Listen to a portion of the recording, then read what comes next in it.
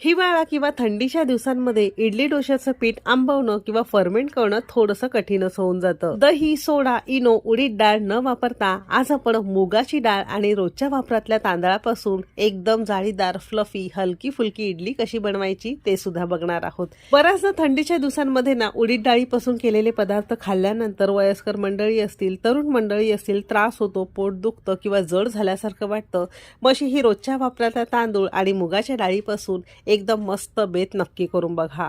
सोबतच चटणी सुद्धा शेअर केलेली आहे बरं का, म्हणून रेसिपी अगदी शेवटपर्यंत नक्की बघा.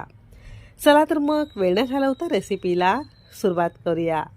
सगळ्यात पहिल्यांदा मेजरिंग कपने 1 कप आणि वजनी म्हणाल तर साधारणतः 200 ग्राम प्रमाणात इथे आपण रोजच्या वापरातला बासमती तुकडा राईस घेतलेला आहे.